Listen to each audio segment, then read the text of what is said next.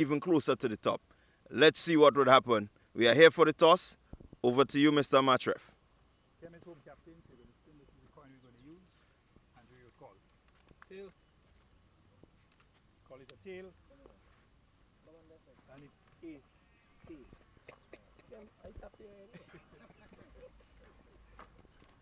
Andre, you won the toss. What would be your decision? We will bowl first. Again, I want to ask you why. Let's hear. To be honest, well, it's the first game for today. I just want to see what the wicket is doing. It seems like there might be a little moisture, so I would like for my bowlers to make use of that moisture. Try to put the balls in the right area, and then hopefully we can restrict them to a reasonable total that we can chase. Well, we saw a really scintillating match in your last game where you fielded first. Your batters just coming up a bit short. Any plans today of maybe changing your team? No, same team. As I said previously, it doesn't matter how much they score. Once we score 1 run more, that means we're on the winning side. All right, well, thank you very much there, Andre, and best of luck to you. Well, we are here with the Saffron Strikers captain, Kem. Kem, you lost the toss this morning. Had you won the toss, what would have been your decision?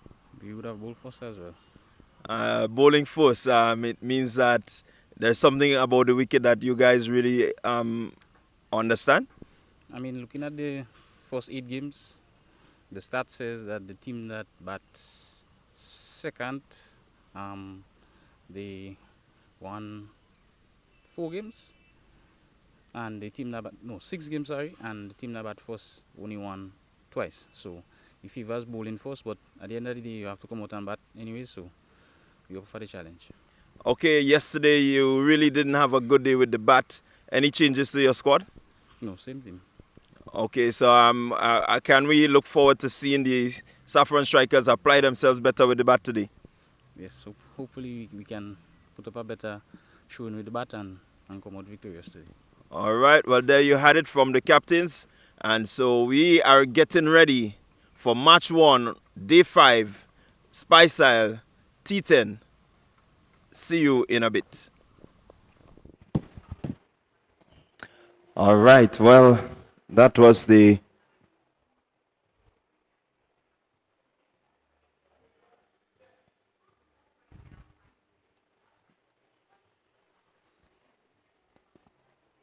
toss, and we are going to be on the way shortly.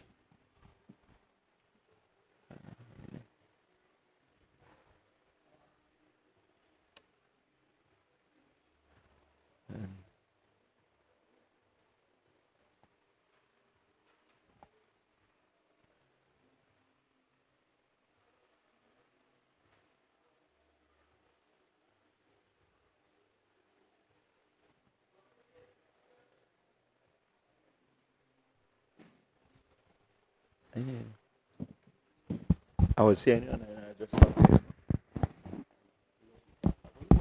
here. All right, so we are here. It's day 5 of the Spiceisle, the Dream 11 Spiceisle T10 tournament, and we are getting ready for today's matchup.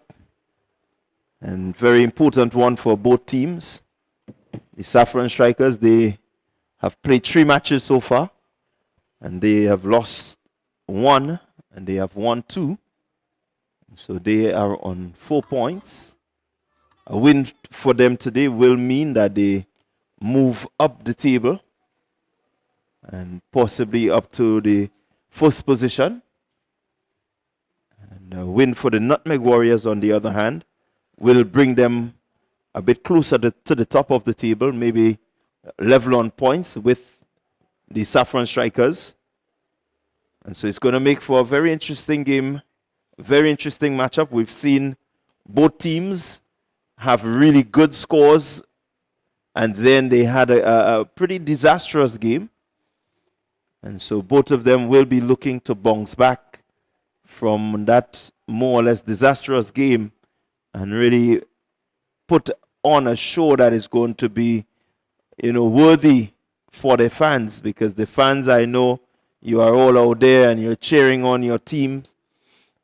And you want to see them winning and winning consistently. So just to let you know that the Nutmeg Warriors, their 11 for today will be Andre Fletcher, the captain.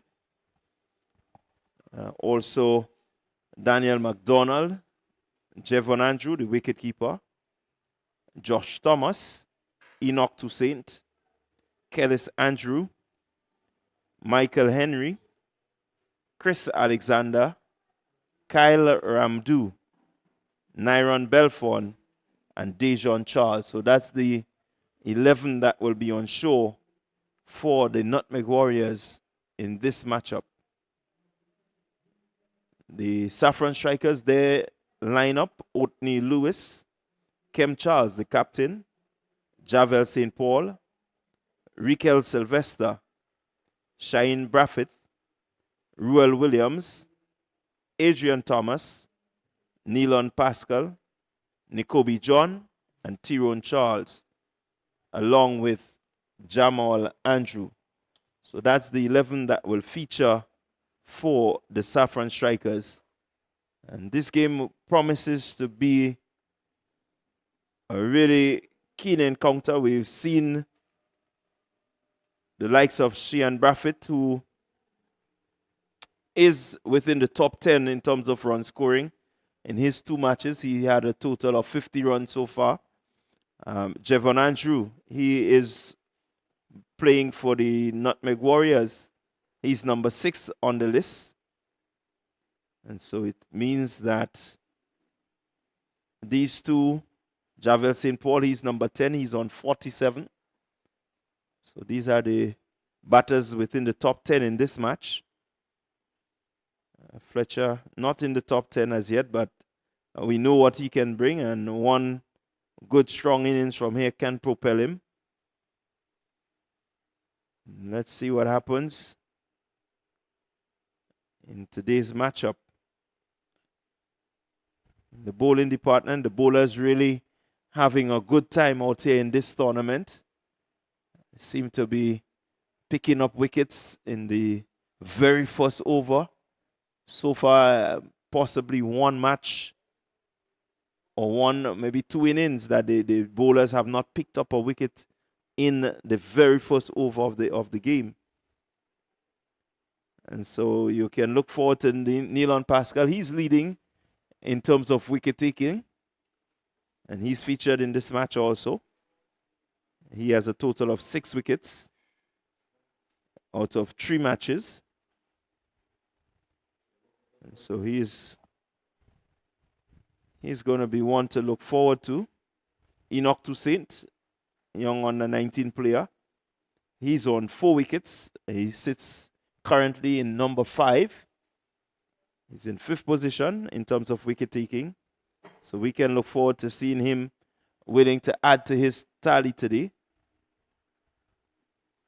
I can tell you that Otney Lewis, he's number 10 on the bowling list. And again, he has an opportunity later on with the ball to see if he can add to his 3 wickets. And so these guys have a lot in store for you as we get to day 5, season 5 of the Dream 11 Spiceisle T10 tournament. And don't forget, later on, you're going to witness our first spectator experience, where the spectators will have an opportunity to bowl for 100 and bat for 100. And 100 here meaning $100. You're going to have 3 attempts to hit the middle stump. And within that 3 attempts, if you hit it at any point in time, you win $100. And they will also get an opportunity to hit a 6. They have 3 deliveries in which to try to do so. And so if you look at your monitors, you will realize the umpires are out. The Nutmeg Warriors, they are taking the field.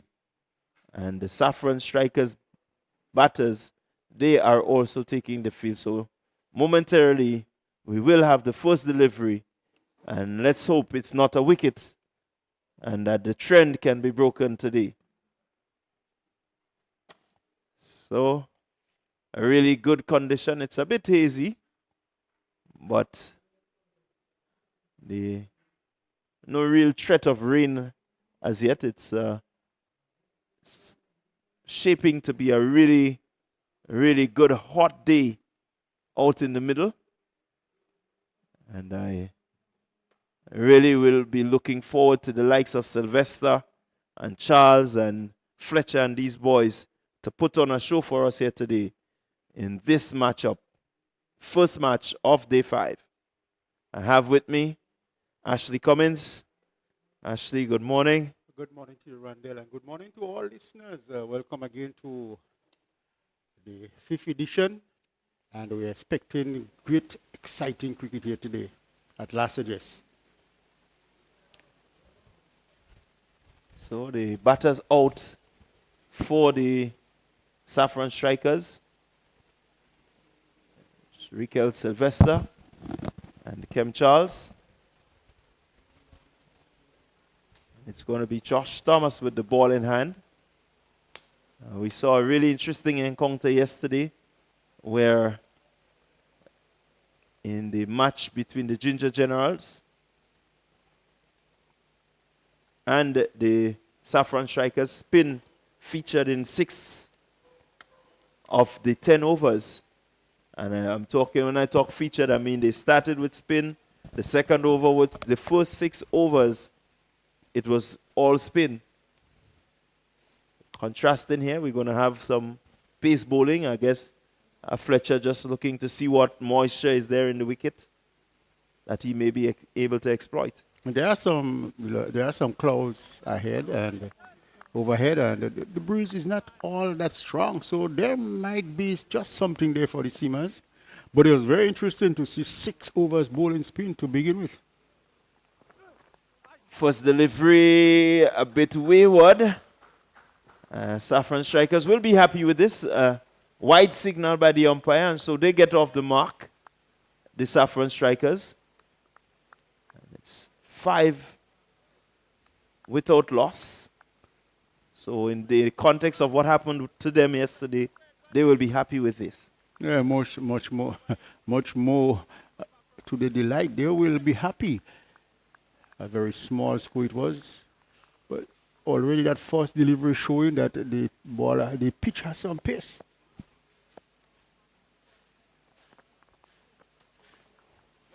Not really getting the radar right there, Thomas. Looking to bring the ball back into the batsman as usual, but just having the wrong line, direction not there, so he has to rethink. Maybe he has to do like the great Cotley Ambrose, make sure he cock that wrist and cock it properly. He really doesn't want to give much room to the batter.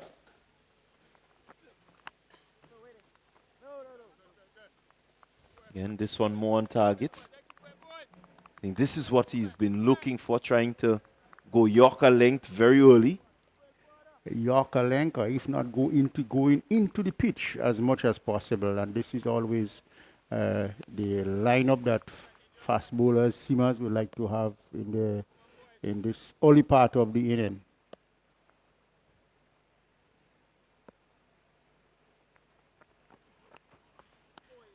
Good carry through to the keeper. Keeper taking it just around the midriff. And it's good to see that the wicket continues to have that really good, genuine bounce.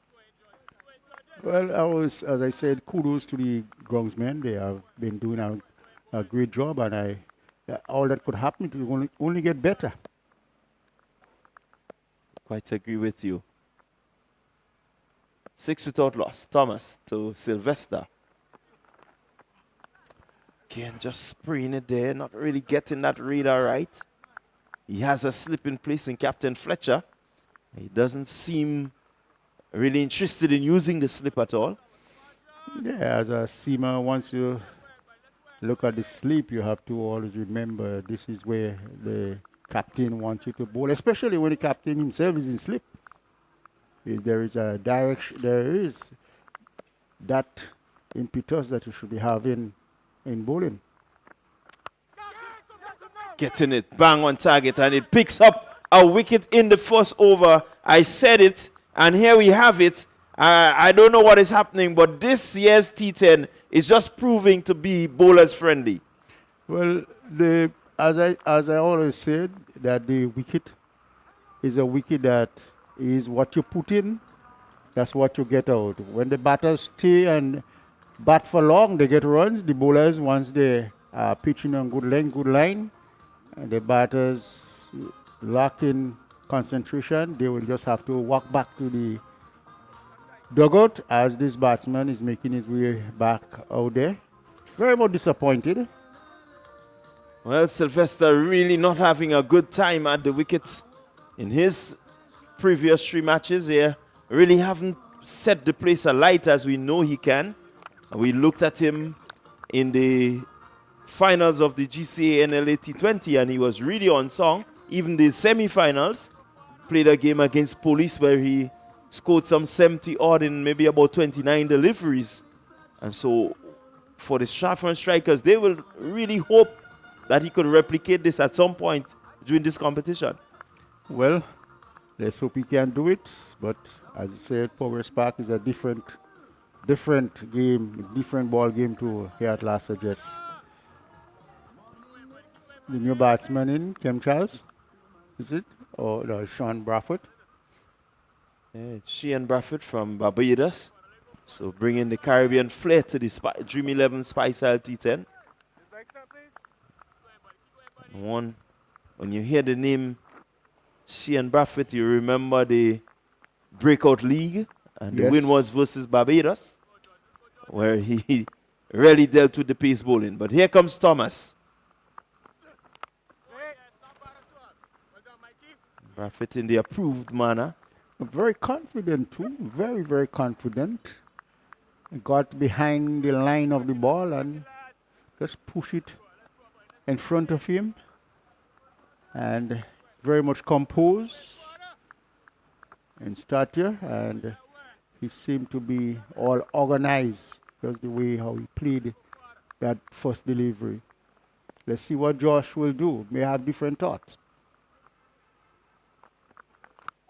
Lifting this one. That's gone. That is out of here.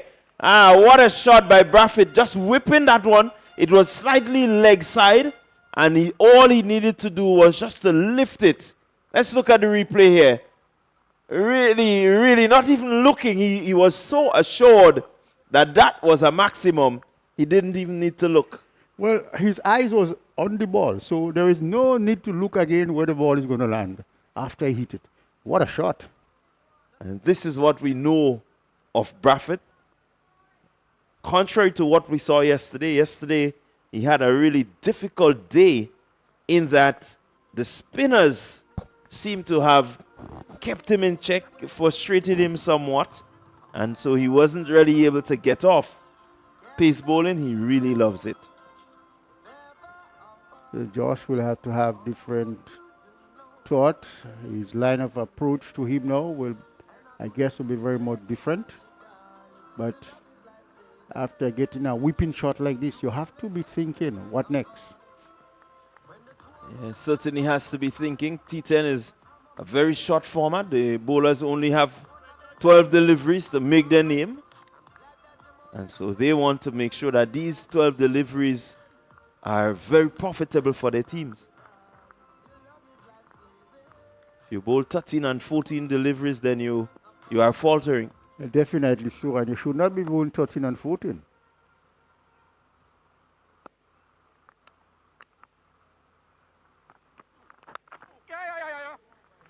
And this one seems to find the gap again, and Bradford will pick up more runs. This is what he loves, Sheehan Bradford. He loves the ball coming at him. And so Thomas again just airing in line. Pretty easy shot there. 4 more to the total. Well, not a good start there from the Warriors, but the Saffron Strikers, they are off to 17 for 1. and they would like to continue along the path. And even if they had lost that wicket, the current run rate is 17. So it is all well and good. Target projected score of 170. Let's see if they can get there with Nyron Belfont picking up the attack from the pavilion end. Very strong built left-handed seamer from St. Mark. Belfont will certainly need to do a job here. Want to see the back of possibly both of these batters. And that will settle the nerves of the Nutmeg Warriors. As long as Braffett is there, you have reason to be nervous. Easy single there by Charles, just getting off the mark. Doing the right thing. Braffett seemed to have come out with some momentum. You want to give him as much strike as possible. I think yes, this is definitely the thing that will have to be done, because after getting 17 runs of the first over, Braffett picking up 10 runs of the first over is the right thing to do to ensure that he gets the strikers regularly as possible, as he had said, a prayer to his God.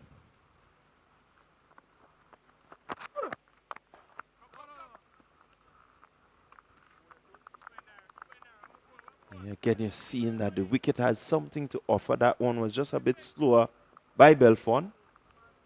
So the slower ball seemed to be working. And good batsmanship on the part of Braffett, because he was able to check the stroke. And as I said earlier on, he seemed to be very much organized with himself. So let's see what happened again. Again, slower delivery, looking to turn it. And I think this is where Braffett is uncomfortable. The ball not really coming through. Up, yes. And Naran Belfont really picking that, and he's going to work on that. Yeah, this is really good stuff. Let's see what he will do. He doesn't want to become predictable. Well done there. Piece on delivery now. So Braffett has to be thinking. It's not smooth sailing against Nyron Belfont. Definitely so, and that's what cricket is all about. You got to have the bowler thinking, you have to have the batsman thinking, the fieldsmen, they got to be thinking. And even so, the umpire is not only watching, but they have to be thinking too.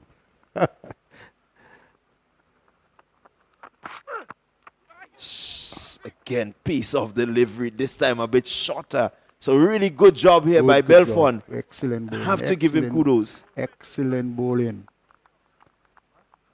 This type of bowling makes life difficult for the batters, as good as you are. Just the fact that the guile and the mystery about what is to come.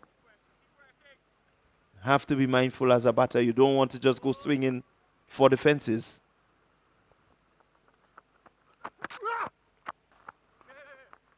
Again, slower delivery and not able to really get it away.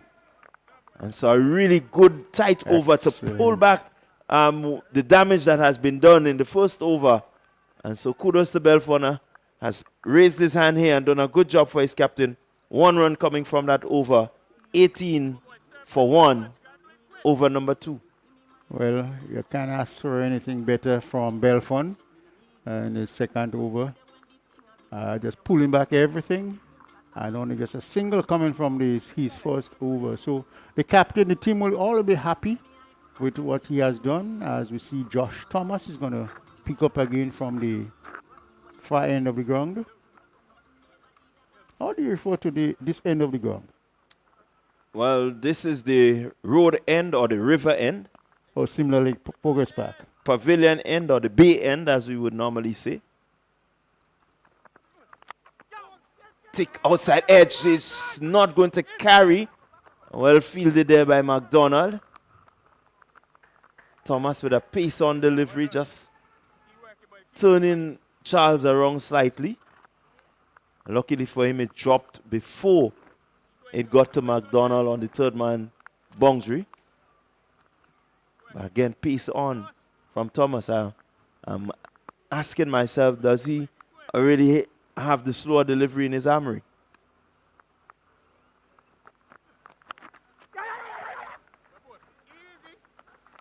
Okay,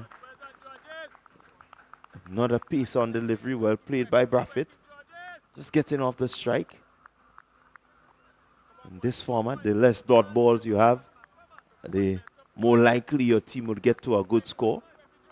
I like the attitude of Thomas in that second over. He's not actually bowling the balls that the batsman could predict quite early. If you look at him, the length that he's trying to bowl now is all different.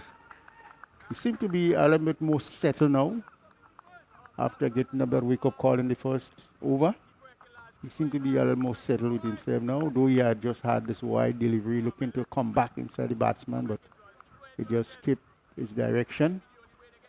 So a little bit of well, I wouldn't say overcast, but a little bit cloudy now. We have lost the sunshine here for some time as the clouds just covers the sun.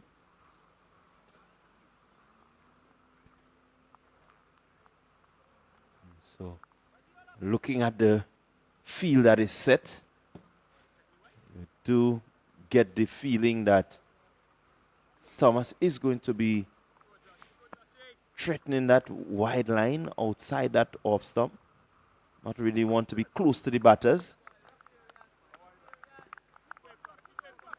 I do believe Fletcher may have to be right back on the edge of that 30-yard circle, yeah, if he stands a chance.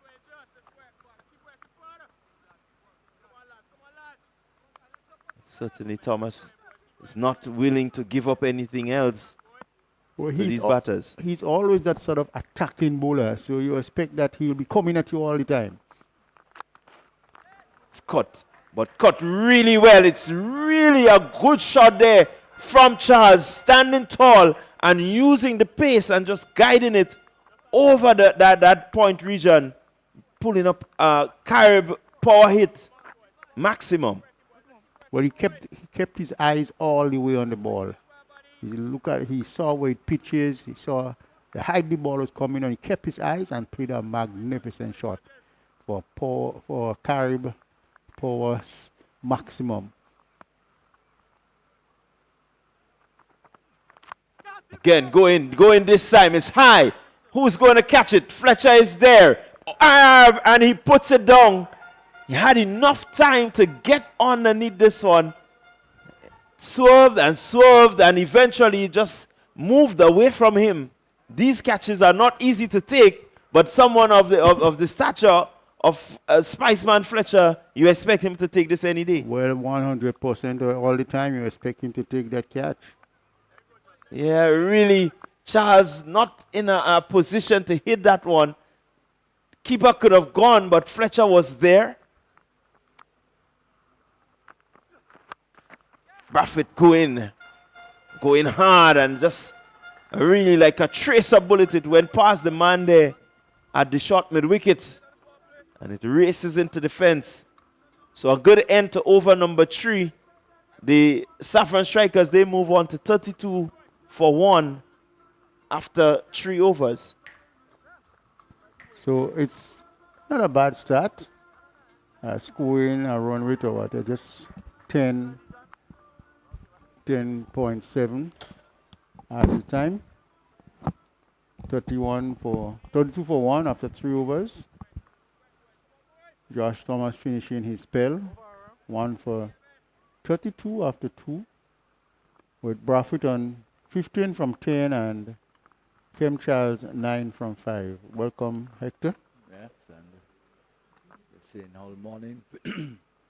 Just to go back to that attempt by Fletcher, they were always in decision as to which one of them apparently should have gone. Fletcher probably made the lead decision in the end to take it, but it's always my view that if the keeper can get to it, the glove man should be the one to have taken the catch. I don't know if there was some calling, if there was some talking, but they would probably ruin that chance. These two batsmen now beginning to move on for the Saffrons, and it's probably quite an opportune time to pick up a wicket. But that was not to be. There's a change in the bowling now, and Charles will come in to bowl to his opposite namesake, Charles. And a single was at 32, 33 for 1. So a decent start, scoring at 10.42. Projected score for 104, but it's very early on, and I expect that if wickets are kept in hand and the tempo are kept up, they can probably get somewhere in the region of 120, 120 plus. Well, Braffett, both he and Charles been looking good. Just missing this one outside the off stump there is Braffett. Just like on other occasions, he looked good against the faster stuff. Struggled a bit yesterday, I'd say, that against the slower man. In fact, all the batsmen, in fact, never really looked at home, never looked assured against the spin yesterday. So haven't seen pace on the ball, not until after the 8th over. So must be a bit more refreshing for them today. Short and pulled, and again down towards backward square. It went down there really quickly by Brathwaite. You see, he likes to play the ball pretty square on both onside and offside. That's shown also too that he's somewhat of a 360 player. Plays it right around the ground.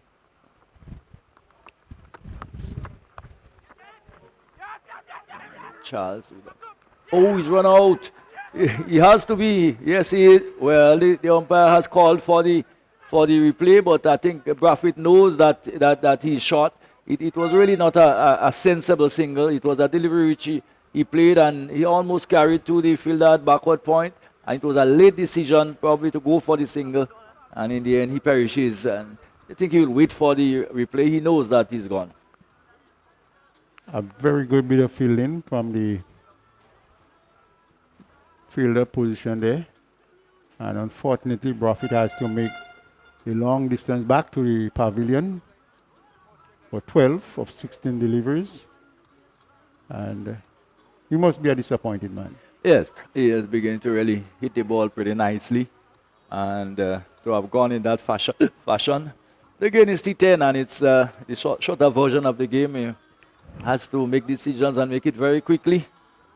And the new batsman is St. Paul. Of course, St. Paul, who is the enforcer on the team.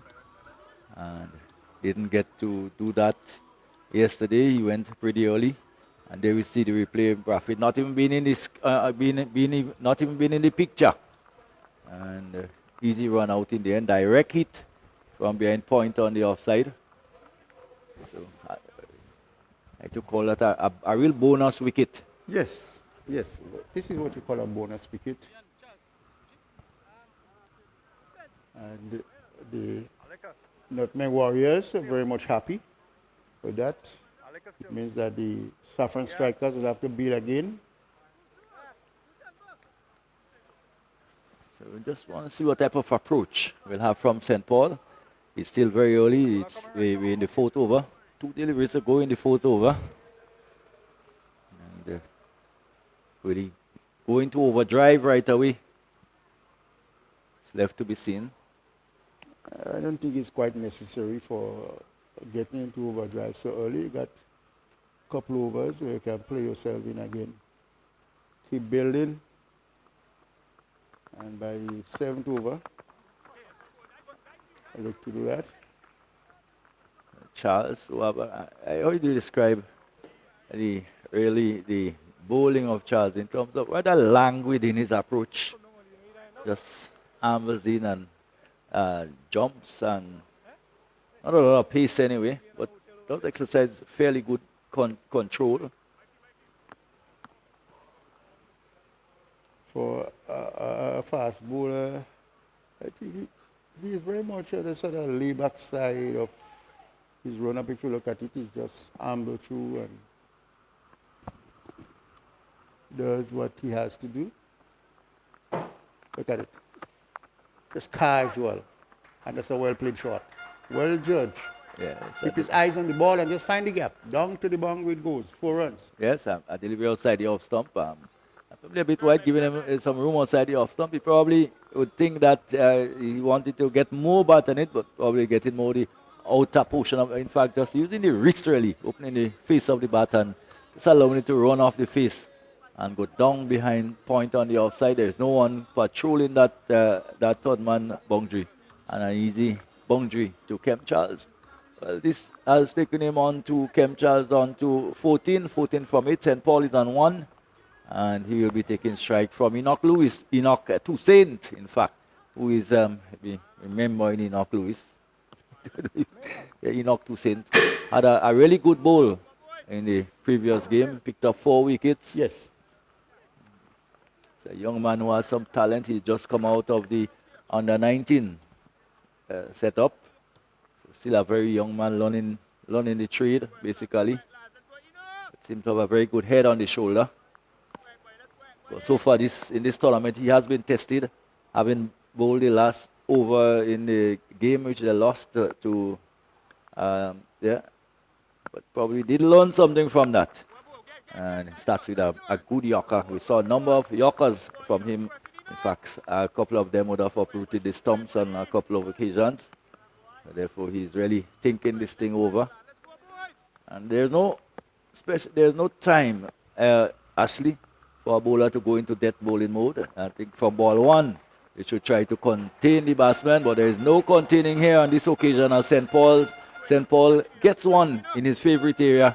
You don't pitch up to that length. Give St. Paul that length outside the off stump. And it has disappeared into his favorite area around the wide long on area for a maximum. Well, there is no bowler you could think of that is going to get food on the table and don't eat. So if you're going to put it there, St. Paul is going to hit, and he's going to hit you far away. As I said, it's really a learning process. He's just bowled a brilliant yorker and probably just missing the length. Such a difficult delivery to bowl actually the yorker. You really have to hit it on a bit pinpoint with it. It's a very special skill. Sometimes you get it right, sometimes you just don't. It's a very special skill. It all has to do with the wind, it all has to do with your action, and all those things will have to be taken into account. Concentration and how well you keep your cool. I applaud bowlers who are willing to give it a try and who are willing to keep working on it and keep bowling it. Because it does have also rich reward when it works. Most definitely. I remember looking at Malinga versus Marlon Samuel. And after Malinga thought he could have really got through with Samuel with those yorkers, it was all a different something for him. I admit that I haven't seen a batsman been so prolific against yorkers. He was a specialist at that. And you know, at that time, there was not much talk about batsmen and setup, and about getting deep into the crease, and you wasn't hearing too much about that. But this is what Marlon displayed at that point. He was an exceptional batsman. So once again, I'm saying not afraid to go up there. I like the attitude of this young man. He's not afraid, and that's what you have to.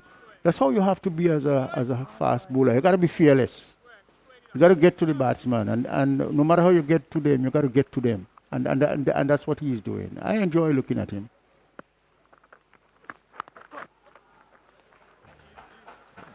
Line delivery this time to Charles to St. Paul. He can do no more than to push it up on the outside and have a single. 46 for 2. We're in over number 5. Kem Charles is on 14. Jabel St. Paul has moved to 8 from 4. Scoring at exactly 200 strike rate. Strike rate of exactly 200. most batsmen would want to be going at probably a strike rate of 300 in T10.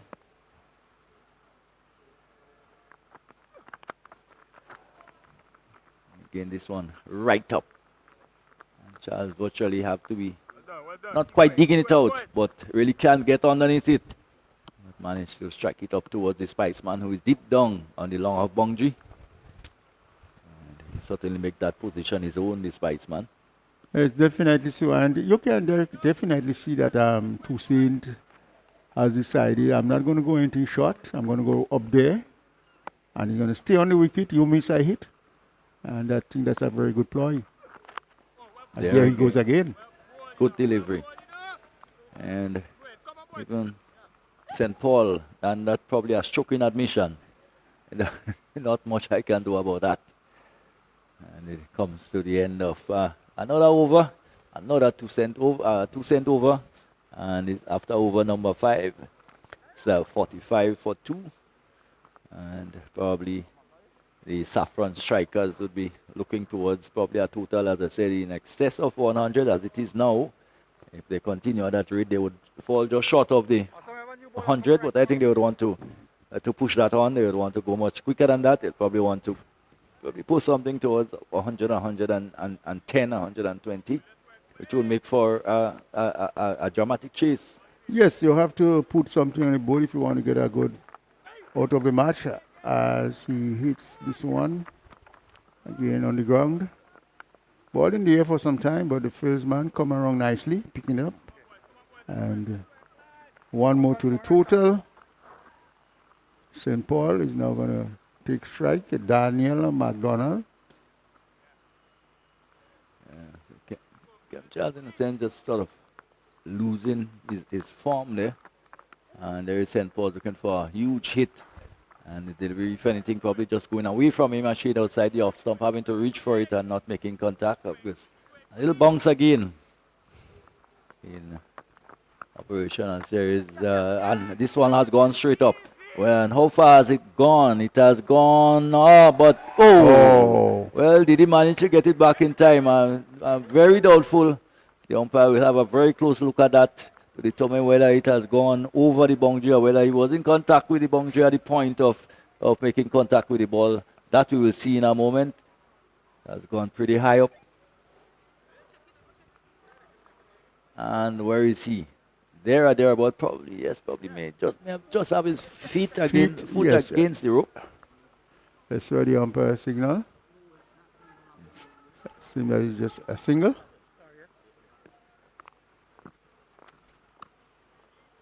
Probably still on the walkie. It's still, yeah. So probably still having a look at it. No, in fact, I think they're still having a look. That looked very much 6 to me. I don't know. Let's see what he will decide eventually. Having a long wait. It's really touch and go. It's very, very close indeed. And probably the fielder might be in the best position to. Yes, the benefit of the doubt, I think I'll give it to the fieldsman at this time.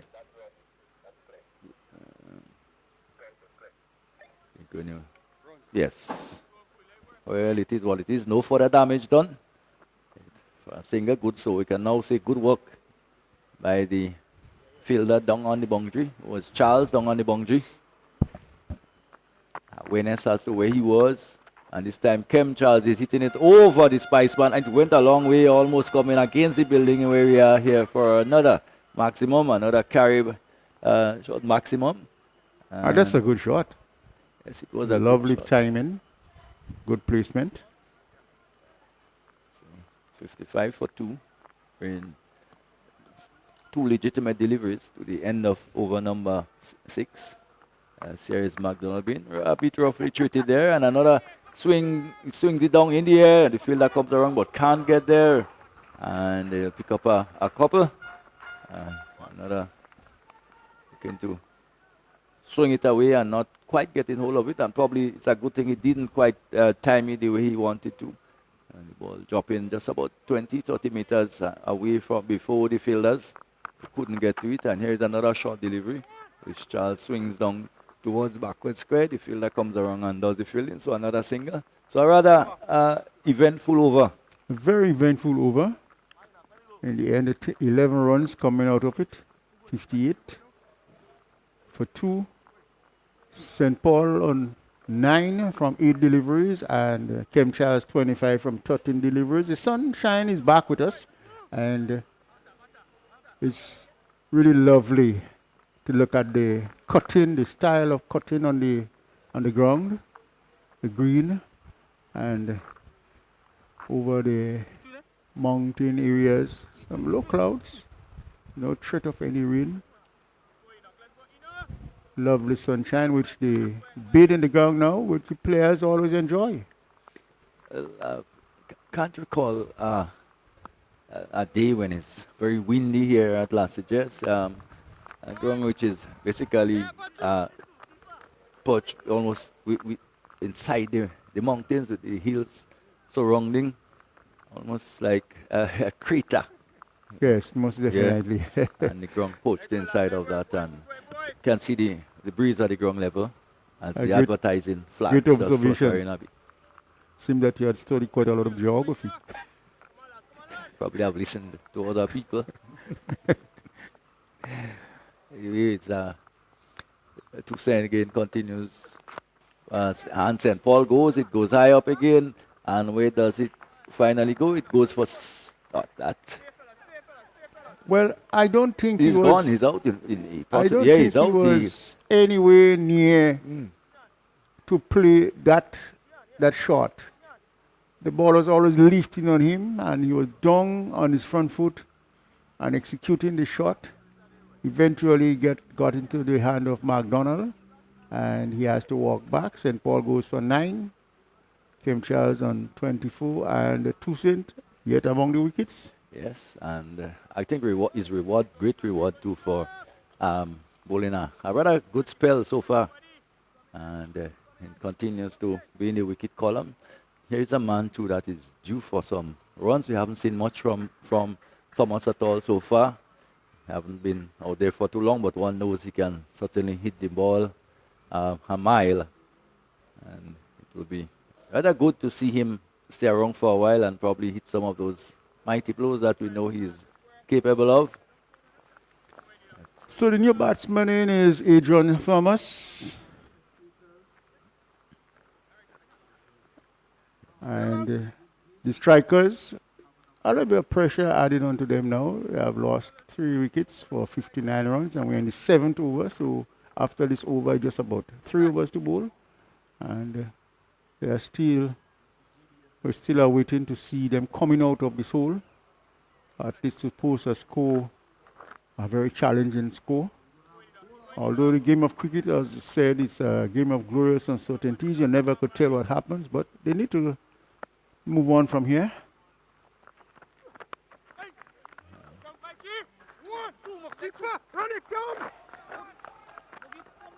A little bit of confusion out there, and I don't think there would have been 2 runs there. Would have probably. Well, there is no need to panic now. If you do panic now, you'll get this team under much more pressure.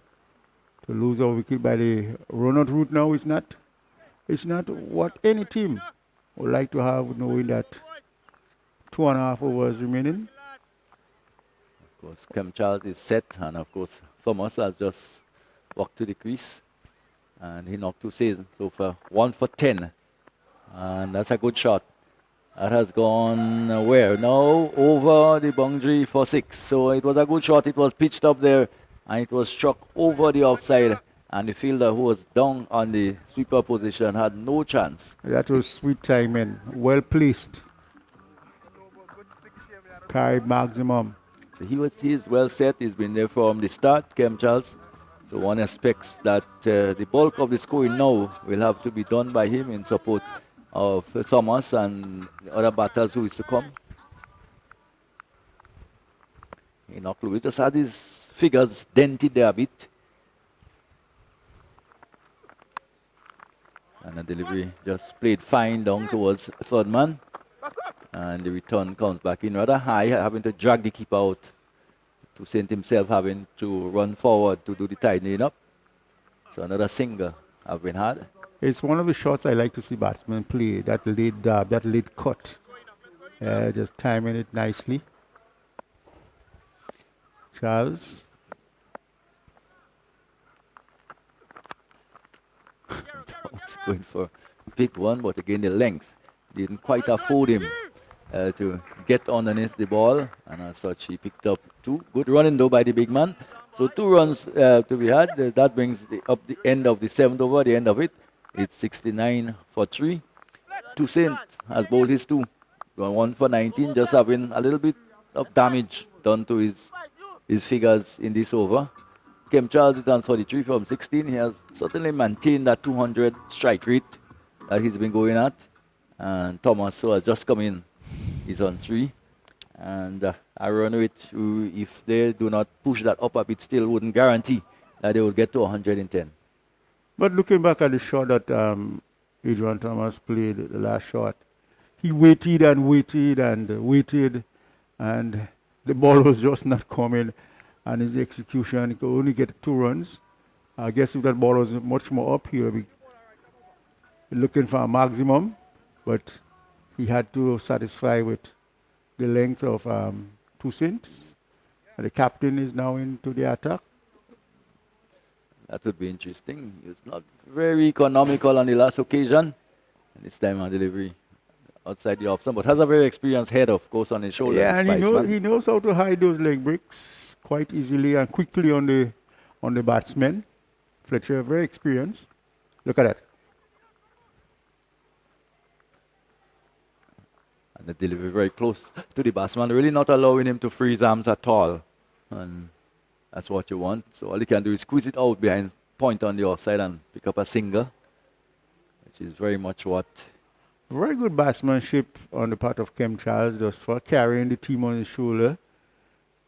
Strike rate that he has kept, 70 for 3. We are in the 8th over. After this, it's 2 overs remaining. And we still, that's Heatway on down to the long on boundary. Long on boundary, yes it is, and it's only a single. So Fletcher continues to demise with his gentle leg spin, I call it.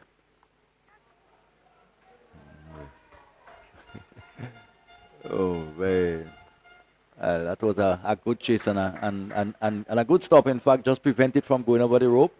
As we saw Kem Chance bringing out the reverse sweep, and or should I call it the reverse tuck of the body, because it was just about waist height, and he chose to use the reverse shot and got it down towards backwards square where third man would have been had he glided it off the face of the bat.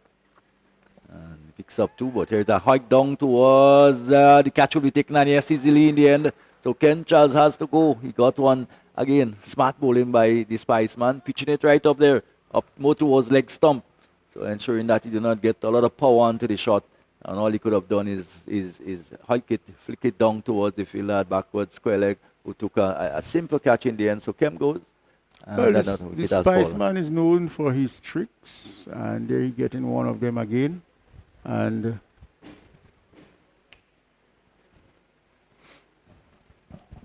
you mentioned Ashley. Well,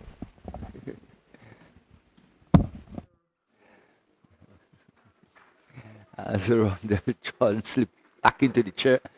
I was just Ashley. I was just about to say to Ashley, boy, when you play these late cuts, you virtually play it out of the gloves of the wicketkeeper.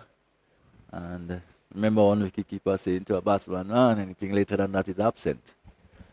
Just play it that late, almost as the ball go past you. It's a very difficult shot to play. So the situation have not changed too drastically since you left commentary. Although the projected score still under 100, and lost a few wickets, 4 wickets, 73. We're in over number 8, and probably we are at that point where we really need to see a move on by the Saffron strikers. So it's 8 gone and only 2 to come, and the question still beckons as to whether they can get up to at least 100 and to make a match of it. Well, certainly they will need to get up to 100 if they're going to really be competitive in this one. You have a really good, powerful Nutmeg Warriors lineup. And so Muggy, Adrian Thomas, his right name, his given name, Adrian Thomas. He's out there. We know that Adrian is a really good, powerful striker of the ball. We've seen Oatmeal in the Vinci Premier League really striking a few. And so these two, the hopes of the Saffron strikers will rest on them to try to get at least over the 100 mark. They're not too far away, but they're some distance yet. Maybe we need to compare what happened in conditions in St. Vincent and the Grenadines with what they faced here. It seemed like a totally different situation, different conditions. And therefore, we haven't seen some of the top performers up there do that yet in this tournament. Well, Belfon is back. Captain Fletcher entrusting the penultimate over to Belfon. Starts well. Thomas not having such a good start. He's on 4. Yeah. Wants to make sure that he can clear the ropes. Belfon is anyway offline. He will want to deal with him. His team needs it. There he goes, swinging hard, high. It's gone. That's out of here. This is what he's known for. Indeed. And first opportunity, really, Belfon has been from the start. In fact, he went for only a single in his first over, and he has gone pace off, basically through the deliveries. And I want to think he will go back again to that. Probably this time now, just a little bit more pace on. And that was really welcome by Adrian Thomas. And he did what we probably know him to be able to do. That is to hit it long and hit it far. Hit it hard. Well, this is more of what the Saffron strikers need.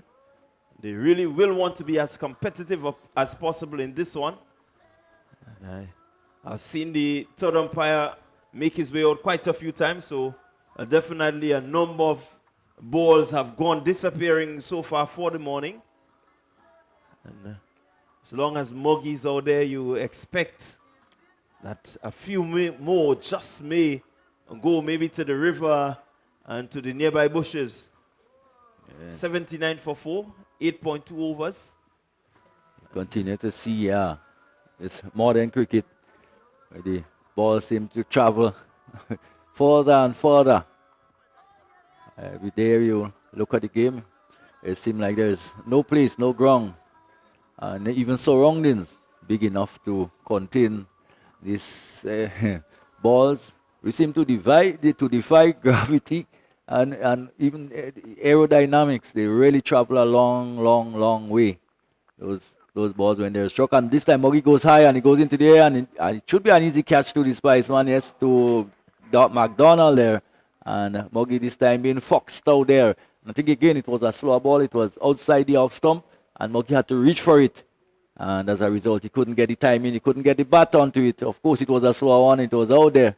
And he just didn't have the control of body to get behind it. And instead, flew up into the air, and McDonald took an easy catch in the end. I'll tell you what, that was a really clever piece of bowling there by Belfon. He bowled a slower delivery, which got belted. He went even slower this time, and Thomas having to wait so long before the delivery got to him. He decided to go back. He went forward, he went across, he went around, and he still was just able to hit it to McDonald right there at point. So Belfon will be really happy with his day's work so far. He has done the job for his captain. Yes, and as I said, smart bowling. And in fact, from the beginning of his spell, as I said, he went slower ball, piece off, and really troubled all the batsmen so far. And it was no surprise to see him going back to that, and of course using that the width of the crease. Well, the veteran Nilon Pascal saw him belt a couple yesterday when the team needed it. Can he help his team now? Belfon, bag of tricks, slower ball. He pulls it through the mid-wicket region. They go for one. He's quickly down there. They will come for the second. And really good run in there by Pascal. And again, he's a veteran, but he's still looking quite young and refreshed out there, sprinting that too really quickly. And just just a bit caught out there by the slower delivery also. It was almost through the shot before the ball arrived. So, Nairon Belfon, whatever happens from here, what 4 deliveries gone in the 8 over, he'd have had a very good spell. Only 9 runs so far, 1 wicket. And this time he goes into the pitch. And delivery, 2 bounces down to the fielder down on the long on boundary. And they're coming quickly back for the second again. And a chance and a run out. Yes, so this time he couldn't get back Lewis. And it was well, they had to go for it really. And being run out, another wicket has fallen. And it's 81 for what, for 5? Yeah, well, at this stage, you have to go for broke. And let's look at the replay. You'll see it. Good, smart work there by the keeper. He came forward. He recognized it's going to bounce shot, collected, and he was able to throw. And really good, impressive work. Belfon was right there to collect, to effect a really good run out. So smart work by Andrew, recognizing that the ball would not have gotten to him. So he went to it and picking up the wicket of Othni Lewis. So Lewis really not able to help his team to get to the 200, to the 100. But more importantly, they still have a few deliveries to go, 7 deliveries. Can they make use of it? 7-6 is 42. That's certainly going to bring them over the 100. I still cannot understand how the non-striker could have been run out by such a distance. Since he should have a head start basically, or on the batsman. But that happens. And Pascal again looking to swing it away, but can't make contact. Has a very, very, very good over. Comes to an end from Nairon Belfon. In fact, I heard him talk yesterday about his approach and of course, in fact, employing that very wide, full length outside the off stop. It worked for him today, and probably we'll have to be seen whether whatever total would be posted by the Saffron strikers, whether that approach and that sensible bowling will work for them. Will go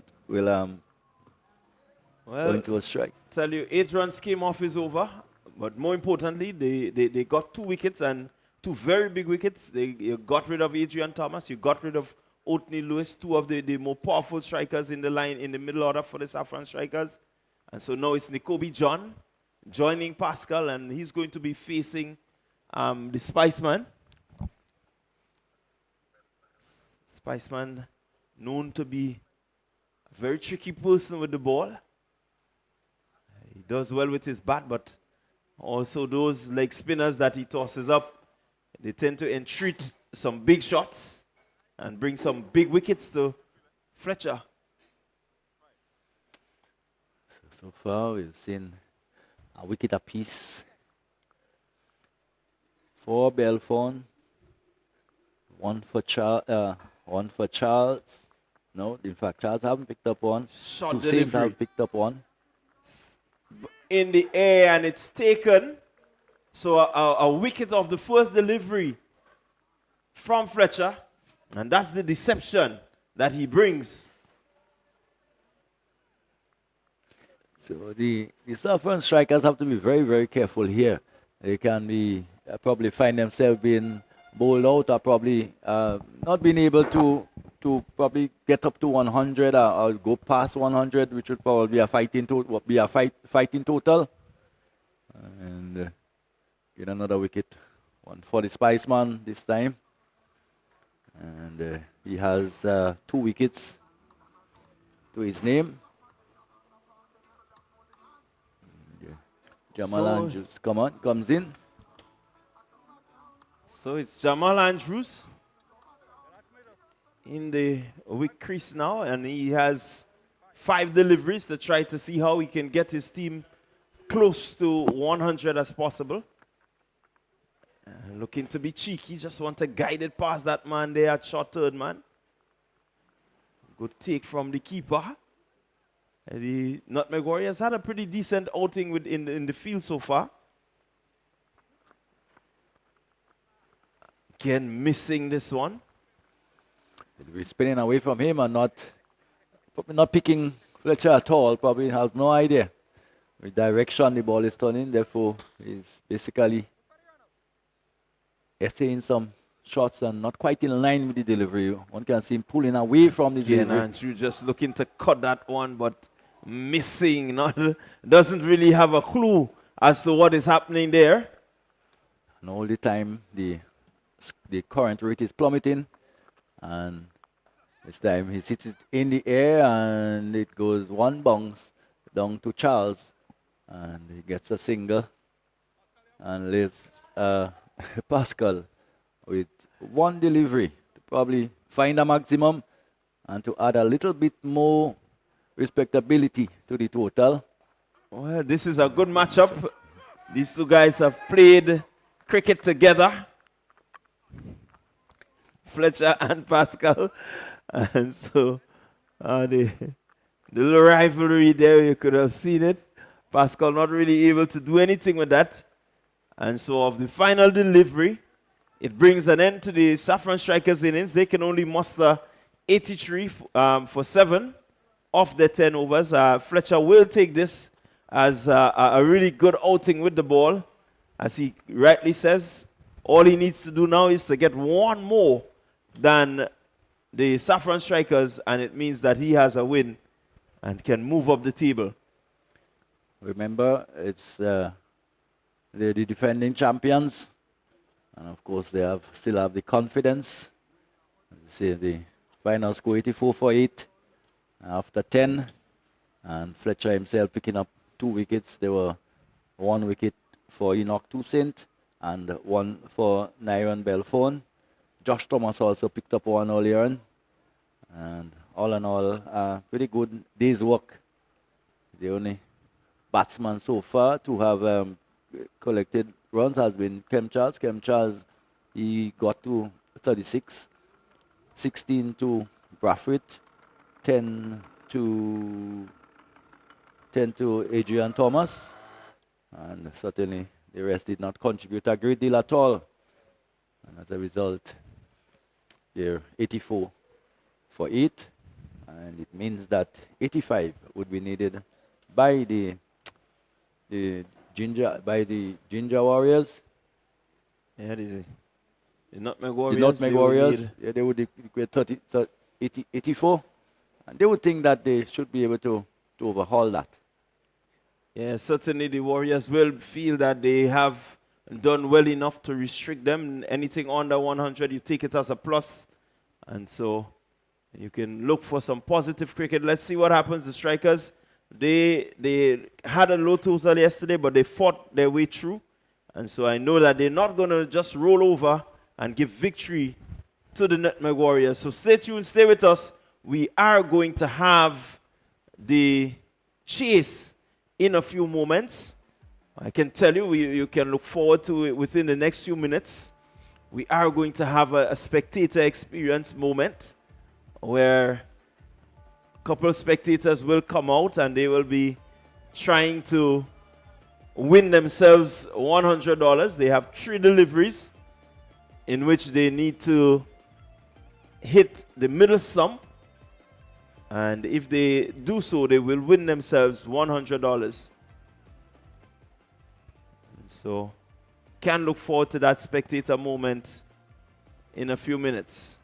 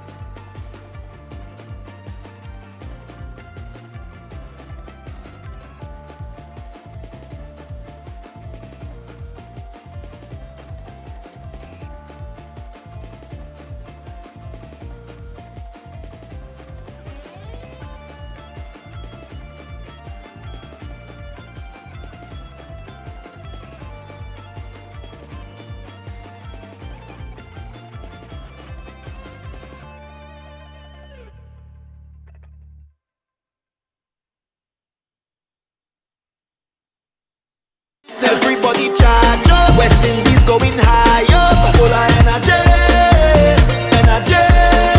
Everybody charge up. West Indies going high up. Full of energy, energy.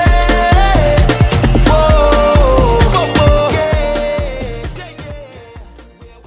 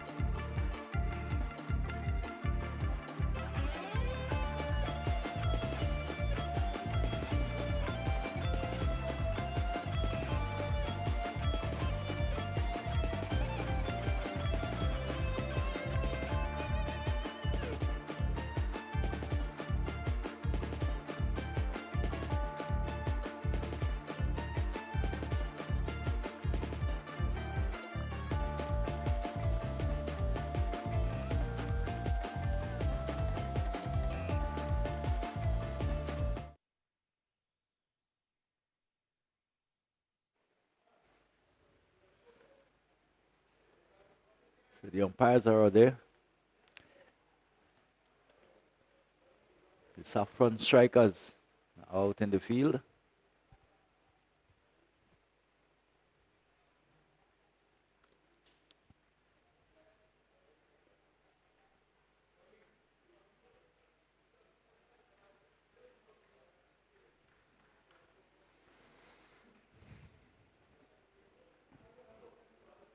So Saffron strikers, they're going to start with the spin option. And Andrew, driven Andrew, already is off the mark with a bungry. And the Nutmeg Warriors are on their way to get 81 for victory.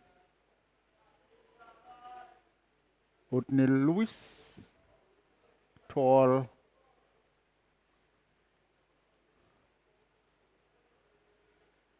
bowler from the pavilion end. Saffron scoring some 80 runs. And a lot of appeal for leg before. The umpire is not interested. And so the batsmen are going to cross for leg by. Yes, a bye. The umpire just signaling a bye. So the score moves on to 5. It's still 80 to get from 58 deliveries. And Lewis with his off breaks. Tall bowler who is very much composed with his serve. Lejon Charles is yet to get off the mark and is facing Lewis.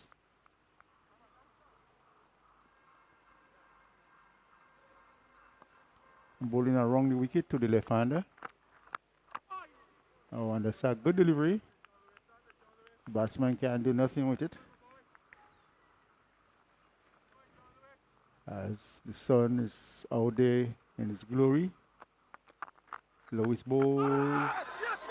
Lord, appeal for leg before and it's gone. Well, you just can't believe it. He's gone.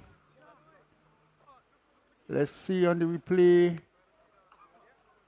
Oh, I think from my vantage point, you're looking at it, I think he really had this one. Yeah, could be batsman just suggesting that he may have gotten something on it, but we saw two strange incidents in the over. Going back to the appeal, and it was signal buys, which was very, very strange. Yes. There was a confident appeal for what could have been a leg before, why we thought probably it was caught behind. So, and given not out, and on this occasion, being struck right in front of the off stump. And as we saw from Lewis coming around the wicket, he was getting a little bit of drift, getting the ball to drift into the left-hander. Yes, with the ball, the breeze blowing across the field, he really get Kyle Ramdu. So the Warriors 5 for 1. And as usual in the first over, another wicket has... Wicket in the first. We can almost record that. Well, I think from since I've been here, there was only one game that did not have a wicket in the first over. There were one in the first ball of the second. So it's 5 for 1.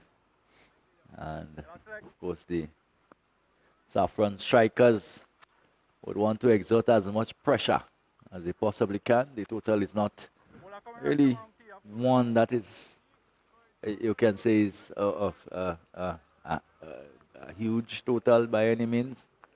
And it will have to take a combination of really good bowling.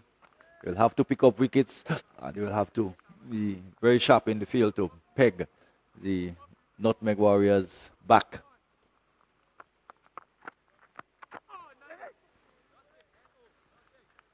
Of course, Lewis being tight from stump to stump. He has bowled another fine over, so it's 1 for 4. He has bowled, taken 1 wicket for 4 runs.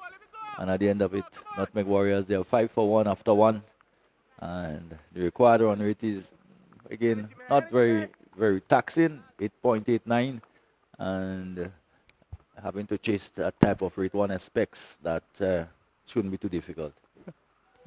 From our vantage point here, I don't think it'll be very much difficult for the batsmen that the Warriors have. And so Ramdu will be... Is he going to be facing his first delivery, or... Andrew. It's Andrew, I think it is. Yes, and Kem Andrew. Charles. Andrew will be facing.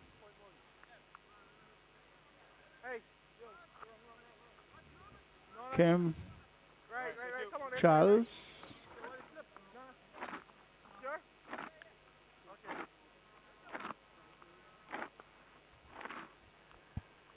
Again, the Saffron strikers are looking to exert whatever spin is in the wicket. It's a good ploy, bearing in mind that it's only 81 you are defending. And thinking to have a slip in because they too will want to pick wickets up. And, a bit surprised that the wide was given there, and the fact that the batsman did take a gigantic step across.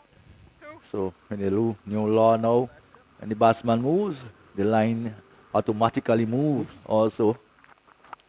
And one can see Andrews setting himself and get going across the off stump very, very early. Realizing that probably line of attack would be full and wide outside the off stump. And managed to get a single. So 7 for 1. We're in over number 2. One wide and one single so far. Ramdu hasn't yet scored. Japan Andrew is on 3. He's on 5 in 3 deliveries. Kem Charles not for 2. Just 2.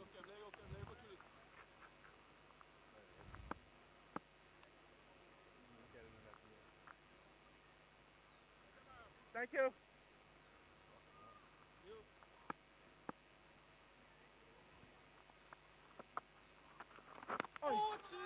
Ramdu gets one on or around the leg stump, but probably if anything just drifting down the leg side. Struck on the pad, no real appeal. 7 for 1. Warriors will have to be careful how they set themselves. Can't let the pressure build.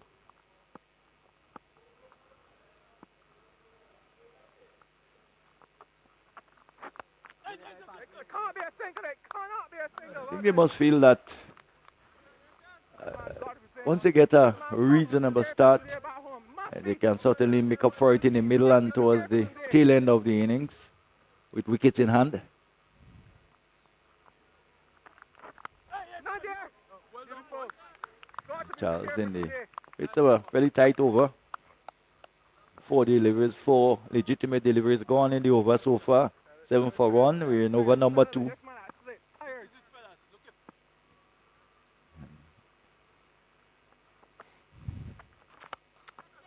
And Nandu given a little space to work with us. Hit high in the air. Pascal runs back, but he can't get to it.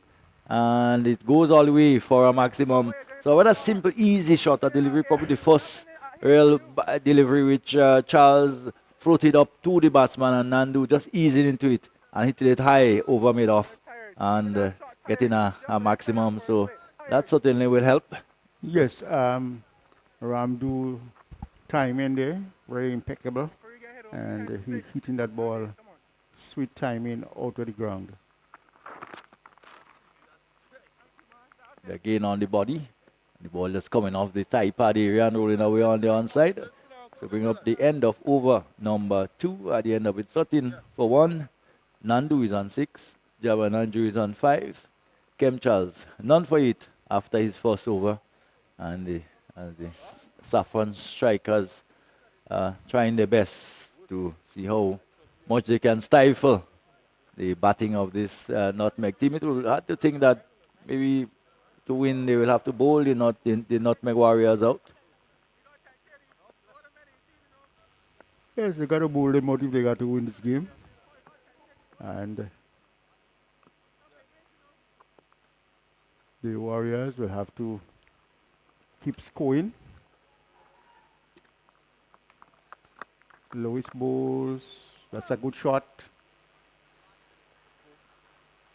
In fact, that's On the bounce into the boundary for 4. In fact, it's a brilliant shot by Andrew. We haven't seen the slog sweep too often so far in the tournament. It was a delivery pitch up almost in line with middle and leg. And he was almost down on one knee and hit it over the backward of square region. Rather safe. And down to the boundary for 4. This time he gone straight and he gone straight down the ground. And he's caught. So caught by Charles down there this time. Javan Andrew taking his chance, looking to go down the ground. And a bit of power failure. They've not been able to clear the man down at long on. And a big wicket now taken by the Saffron strikers. And it's now 13 and 4. That's what, 17 it is for 2. Yes, I thought Javan who just went under the ball a little bit too much and lifting it rather than playing with that more horizontal bat, just digging a little bit under the ball too much, and he paid the price. Lewis has picked up 2 wickets so far. He's in his second over. And the Spiceman has come to the crease. Probably with a little pressure on him. Definitely so. Been lost 2 wickets for 19. We're in over number 3.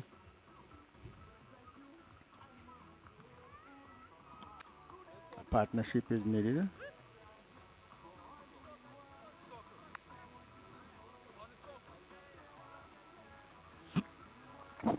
So easy to see batsmen falling to perceived pressure. When there's no real pressure. Yes, I'll be knocking the ball around and taking the singles as regularly as possible. And this is the kind of sense that we want to see our batters approaching. Regardless of the format, they are playing to occupy the crease. For the bad balls, you will get them.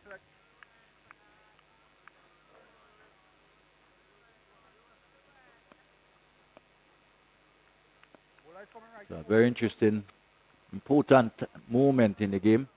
The arrival of the Spiceman. He haven't really set the tournament alight yet. Haven't seen a real dominating innings from him yet. Probably today might well be the day.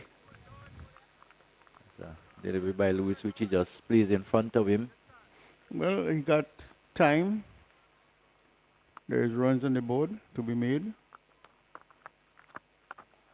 And hits it in the air, and that has gone a long way too, and it's gone for 6. So a carry maximum by the Spiceman. No other nonchalantly, a delivery just pitched up on his pad and just took it over the wide mid wicket, between mid wicket and long on, and a maximum. And what a way to a grand entry by the Well, Spiceman. I think we say that the Spiceman were playing with his ease towards his ball that pitches just around that area, asking to be hit, and let's see what go again. There is Lewis again to Fletcher. Fletcher turns it away down towards backward square. The fielder just fumbling there a bit, and they will come back for the second. So just a little bit of fumbling there at the backward square by the fielder, and the batsman quickly come back for 2. They will take the score on to 27-27. We're in over number 3, and two legitimate deliveries to go in this over. There is Otnell Lewis. Lewis bowls to Fletcher again, who just eased it into the onside and picks up another single. This will take the total to 28 for 2 at the end of 3. At the end of it, 28 for 3, so 57 required in 42. So not very, very difficult in terms of the asking rate. And one expects that the Nutmeg Warrior will certainly want to just comfortably compile those runs. So it's not all that difficult. The required run rate 8.14 and the current run rate is 9.33. So there isn't any magic, any difficulty outside of there. They just have to keep rotating the strike as much as possible, as we have seen them start doing. And that's the mark and sign of building an inning. They're going to take the singles as they come and put away the bad balls, which is necessary. So Fletcher 9 from 4 and Ramdu 6 from 7. 28 for 2 at the end of 3 overs.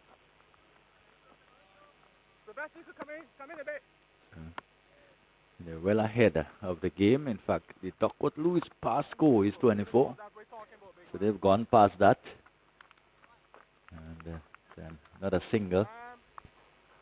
Yes. Andre Fletcher comes in. He's on 9 from 4. Kyle Ramdu is on 6 from 7. So Fletcher's gone to 10. So Ramdu is on 6, will come into strike. And Kem Charles back into the attack for his second over. He has gone for 9 so far. It's 29 for 2. We're in over number 4. He comes in to Ramdu, who again picks up an easy single as Kem himself having to run away towards backward square, more towards a short fine leg to do the fielding. Meantime, the batsman had enough time to go through for a single to take Ramdu on to 7. Fletcher is back on strike. He's on 10. And 30 for 2. With on Charles and a delivery outside the off stump and just cutting it down towards Thomas, who is fielding down there at the what is the backward point, at the point area. There's a point and a backward point on the boundary. As here is Charles again, wide outside the off stump. And the umpire says that that's legitimate. 4 deliveries gone in over number 4, 30 for 2.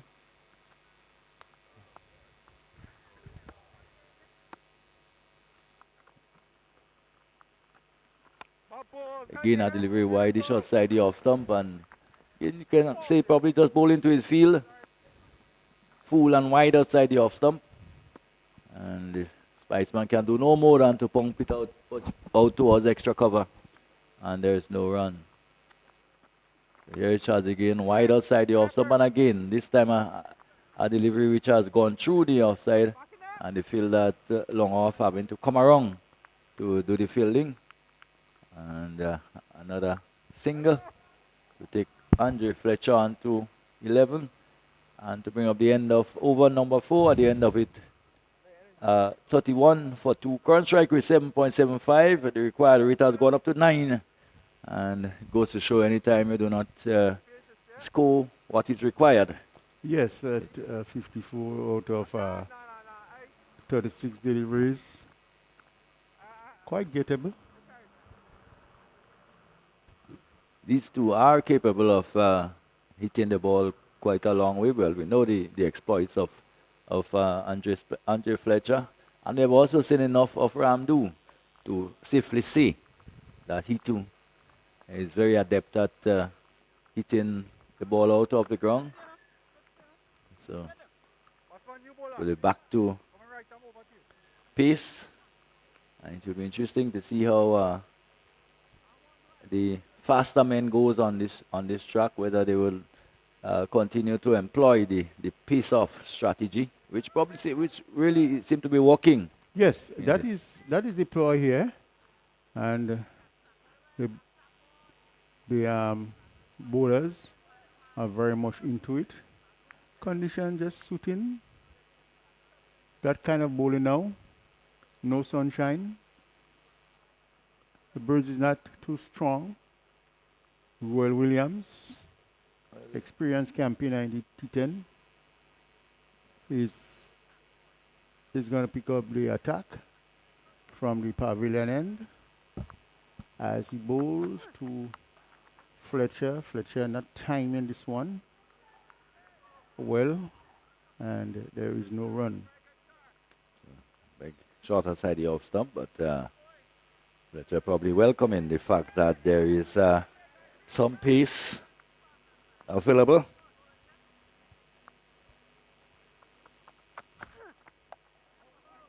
Outside the off stump again, and Fletcher opening the face of the bat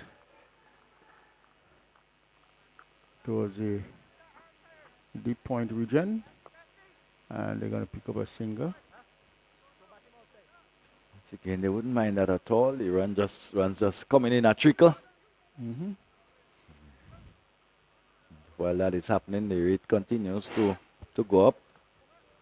We've seen a significant drop in the scoring rate. For the 2-4-2, we're in over number 5 at the midway point. Again, 53 and 34 balls. just one big over. It's one big over.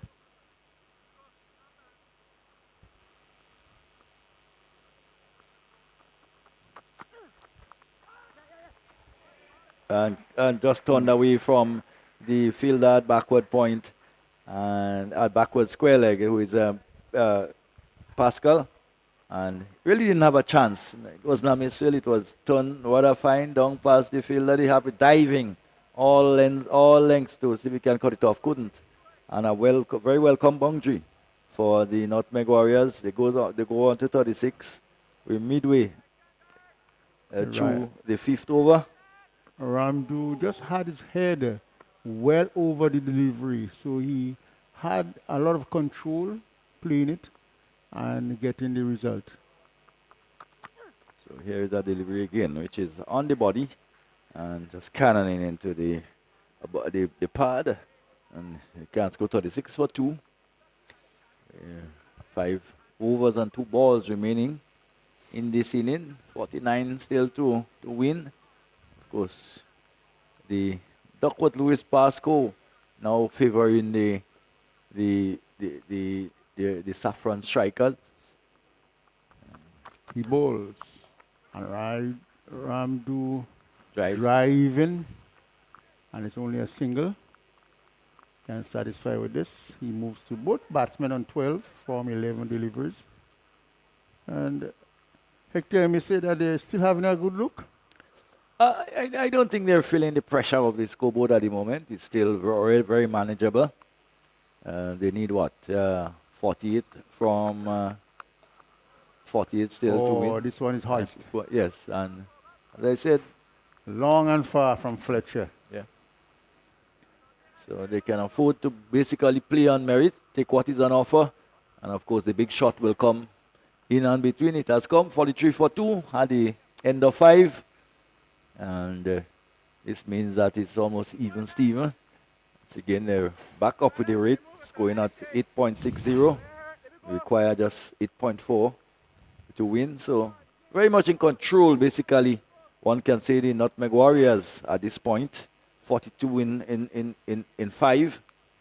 So one expects that the approach wouldn't change too much by the batsmen. Yes, I think that, and it's a good approach.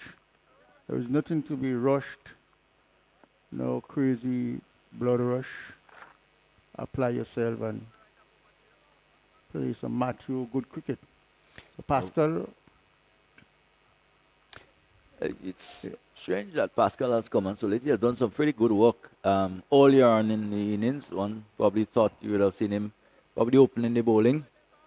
But of course, another strategy being employed by the Saffron, using the slower bowlers to probably just check the batsman, put a check on the batsman who love the ball coming on to the bat.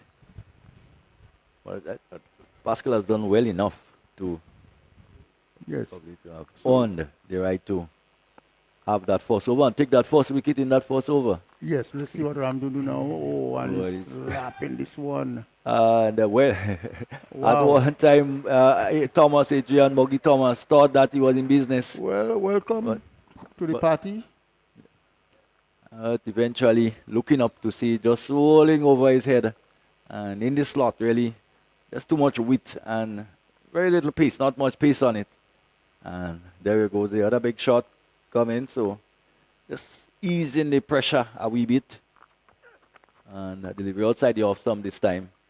And not making contact. Again, that wide full length being employed. The total 49 for 2. So expecting the 50 to come up. We're in over number 6. Now scoring at 9.19. Require 36 runs in 28 balls. So the equation is coming down. Yes, and with these two batsmen inside, they're looking quite set. Both of them on 18. Of course, there was a maximum in the last over and one in this over. Suddenly, the advantage being shifted. Well played. On the back foot. Ball hustling. And he can do no wrong to go on the back foot and push it. Take the single. Brings Fletcher back on the strike. And of course, And the brings 50 you. comes up. Yeah, 50 coming up in 5.3 overs. 33 deliveries. Yeah. And certainly, it's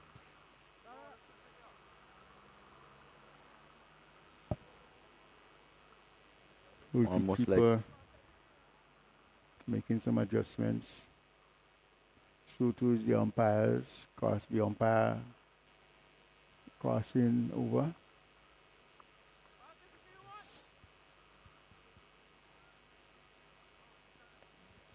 $50 for 2. Andrew Fletcher is on 18 from 12. Kyle Ramdu is on 19 from 14. These two have formed the basis of a probably deep partnership, which will see them through. It's them a slower ball by a slower Yorker by the experienced Pascal, which the Spiceman who have probably seen that many a times in his career so far at various levels. Yes, and he knows just exactly what to do. He moves to 19, goes batsman on 19, and it's supposed to be 52 for 2 in the 6th over. Pascal turns on the top of his mark and just walks towards and then hustles into ball to Kyle. And he drives it out into the offside. And it has gone through for 4. So another good shot by him, a delivery outside the off stump and driven through the extra cover region. And no one could have gotten to that. Of course, Thomas, who is down on the long off boundary, really didn't have much of a chance. Well, it's good timing, good placement from Ramdu. And he's looking quite good outside here. Looking to take his team along to along the victory path. which is 23 there years already. and a Oh, short that's delivery and good ticker shot. down the leg side again, and that will run away. So not good bowling there by Pascal on this occasion. Straight onto the legs of Ramdu, and Ramdu was quite happy to just help it on its way.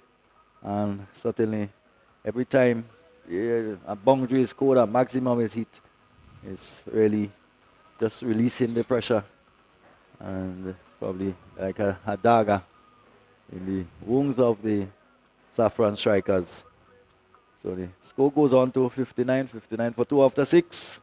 Scoring at almost 10 and over. So just a mere 1.5 delivery, 1.5 run per delivery per over to 6.5 in fact run per over. Necessary. So almost a run a ball. It should be very easy picking. No real pressure. So what Hector is actually saying, the run rate is needed is 6.50, Yeah. and currently they are going at 9.83. So the Nutmeg Warriors are well intact, and some 26 runs required in 24 deliveries. There is nothing to rush about, and with the experience of Fletcher on 19 from 13 and Kyle Ramdu on 27 from 16, you will expect that the Nutmeg Warriors will win this one quite handsomely. So far we have not had to have the Duckworth Lewis pass score yet to determine a game. I don't think that will happen today. St. Paul and struck over the infield, and whereas had gone over the top for again a maximum.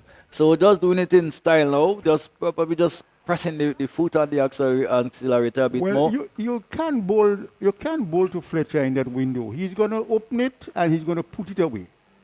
St. Paul knows that. Look at it.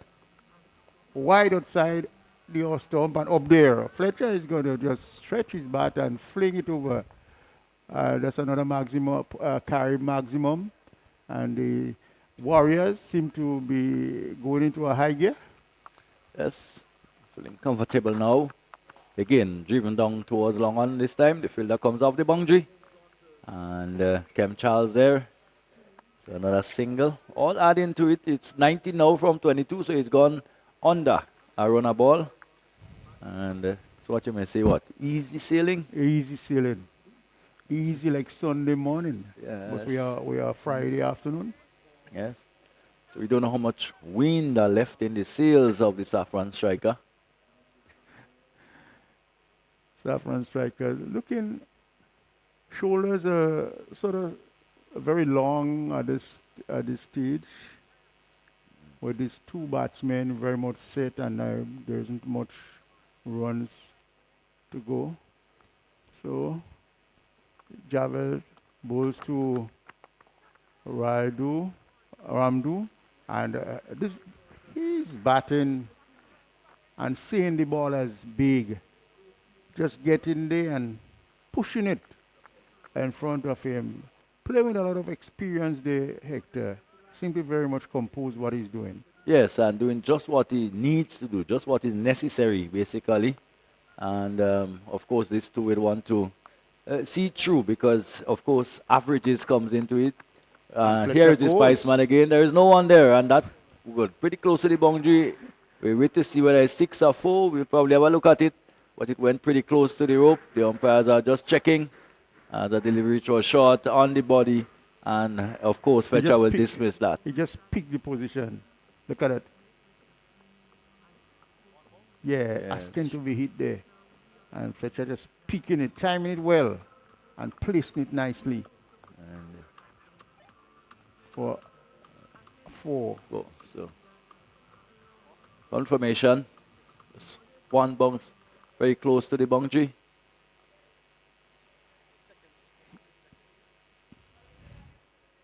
Probably still just wanting a further confirmation. What we can pick up here, Ashley. Let's see. It's probably just inside. It dropped pretty close to the rope, though. Pretty close, yes. Very, very pretty close. You know whether it was, if he hit the rope on the full, it would be, of course, a maximum. The moment it's 67 for 2. In the middle, in the midway of the middle, we have the 7th over. Still wanting probably another look at it. Very difficult to and think. they are very much right doing so.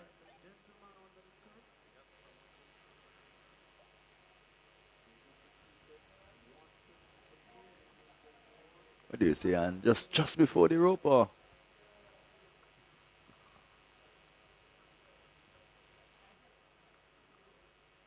It's a very close one. Yes, it's a very close one. Still another look.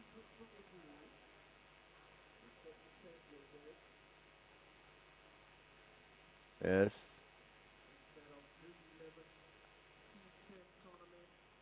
Good camera work.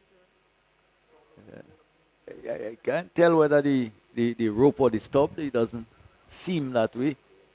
And it's 4, yes. So Yeah, I think from what I've seen, it's just very close to the boundary, on a 1 bounce. So Fletcher moves to 30, 71 for 2. St. Paul's ball again. And Fletcher hike this one. one-handed, straight down the ground for 6. Well, this is just the Spiceman in action. And this is probably the big over the Saffron couldn't afford. Yes. And St. Paul nowhere near his standard. And Fletcher hiking this one. So another maximum to Fletcher. And he has gone quickly on the 36, you know. Started a bit slowly and just picking up the pace as victory is in sight. Very much so. And again, 1 bounce again, away for 4 through mid-wicket. And almost a shorter ball now, and probably St. Paul saying to him, "Why have you done that? Why have you done that for? Have you done that to me?" It's a 4 to get of 18 at the end of the 7th over. 81 for 2, the Warriors. Fletcher on 40 from 18 and Ramdu on 28 from 18, from 17 that is, and St. Paul. 22 runs of the over. So some of the spectators enjoying it over on the far side. And the little pavilions there with the branches. Very smoothing area to be now. Yes. Getting the natural. Few familiar faces out there. Yes. Has chosen to use that section of the ground. That would be a wide. So it comes down now, what, just to 3 runs? 82 for 2. In 18 balls. So in a T10 game, it's a rather emphatic victory, one can say. Yes, very much so. I think it was well orchestrated how they chase, lose all the wickets. They were way below the run rate at one time, and then, Ramdu played a very intelligent inning as he faces again. And Pascal, with his experience, still feel that he can create something. That's Pascal. Well, at best can something, maybe another wicket to add to his tally. Not that probably it will affect the outcome of the game too adversely. So. And Ramdu will be just looking for a boundary to finish it. Yes, and we'll take what is given. It's given a boundary, and of course it's the end of it. We think, yes, it should be. As you see, Bradford just pulling the gloves off. Also the Spiceman pulling the glove off. The handshakes, which certainly... It's a lovely shot. Yeah, marks the end of the game. It was a delivery shot. It was on the body. And, of course, what we've seen from Ramdu is what we've seen to the end, where he played every ball on his merit. And certainly a partnership of 67 between Ramdu and Fletcher. And this certainly has ensured that the Nutmeg Warriors won comfortably by 8 wickets. Fletcher, Andrew Fletcher, he remained not out Ramdu remained not out on 32. Fletcher remained not out on 40. And nothing really much to speak about in terms of the bowling. There was one run out, and the only wicket to have fallen would have gone to Lewis, Otnell Lewis, who took 2 wickets, and that was a very long time ago. A very long time ago. Yes, 2 for 19. 19, a very long time ago. And nothing else in the wicket Bowling column. department, yes. And except Kem Charles, who was fairly economical, went for only 5.5 and over. But by and large, it was a rather comprehensive victory for the Nutmeg Warriors. So that's it. Both the Nutmeg Warriors, the defending champions, and one knows pretty well that they wouldn't give it up easily. You will have to take it away from them. Yes. They've probably been the most successful franchise so far in the 5 editions of the T10, the Dream 11 T10 tournament, Greater T10 tournament, and no wonder why. Rather clinical in most of the things they do. Yes, they're very clinical in their approach. They plan well, and they do execute well. So that's it as far as match number 1. On day number 5, a win for the Nutmeg Warriors, and they will be happy to be again in winning row after losing the first game. So as the preparation continues for the upcoming game, we would take a break, and we'll be back here to continue to call the action for you. So be sure to join us.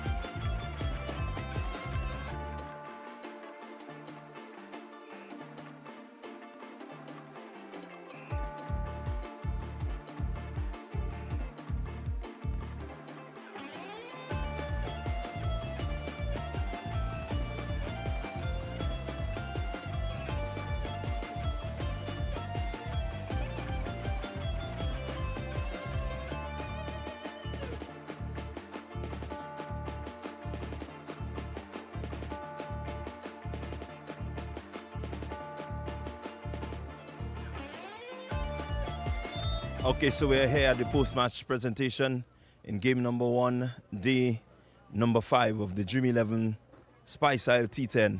I'm here with Kem Charles, the captain of the Saffron Strikers. Kem, really not the sort of outcome that you wanted? No, firstly, I didn't think we put enough runs on the board. We started okay, and then we fall away a bit in the middle. All right. You seem to be struggling a bit in terms of the batting.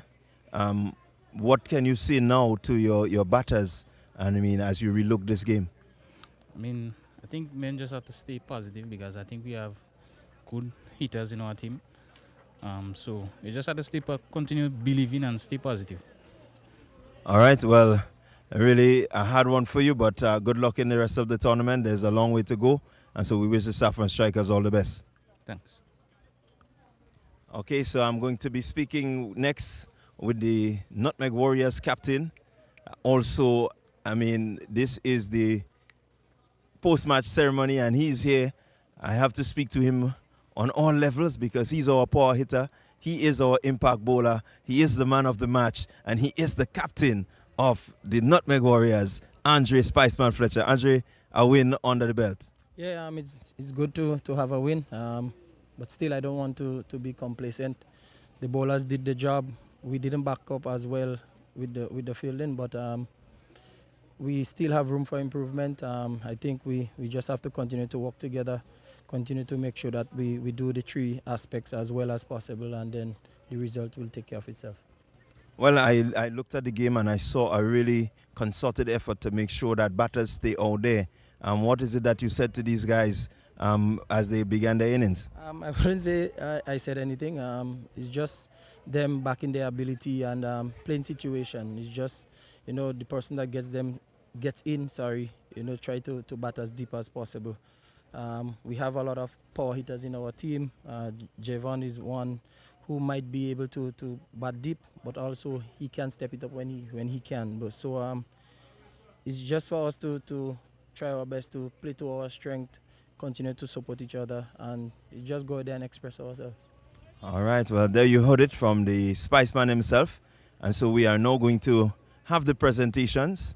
And to make the presentations, we're going to ask the Secretary of the Grenada Cricket Association, Ms. Cherise Noel, to come and to assist us with the presentation. So we're going to present the impact bowler, and that goes to Andre Fletcher.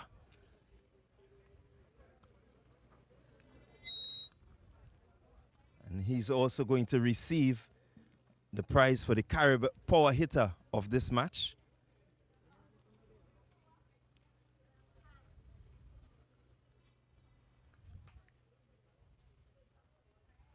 And now he's going to receive the Man of the Match award.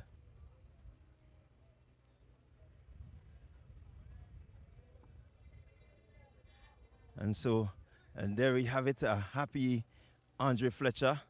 And the Nutmeg Warriors, they move up the table. So now they have 2 wins from 3 matches. And they certainly are the defending champions. They will want to continue to make their statement to let the entire competition know that the Nutmeg Warriors, they are defending champions and they are going to defend. So stay with us. We are going to take a break and then we're getting back to the action right here at the Las Vegas playing field. We're getting ready for game number 2 on this Friday. It's a wonderful Friday. It's a spectator experience Friday where the spectators can win prizes. 100 if you hit a 6, 100 if you hit the stump of 3 deliveries. So from here, the first match has ended. We'll see you on the next side.